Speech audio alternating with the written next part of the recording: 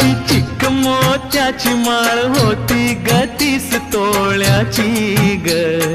चिक मोत्याची माळ होती ग 30 तोळ्याची ग.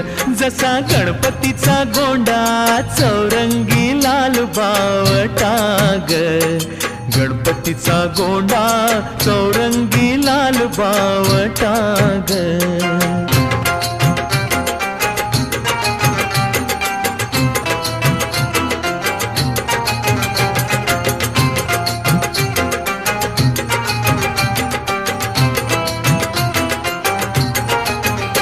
या चिकमाळेला रेशमी मौचार दोराग.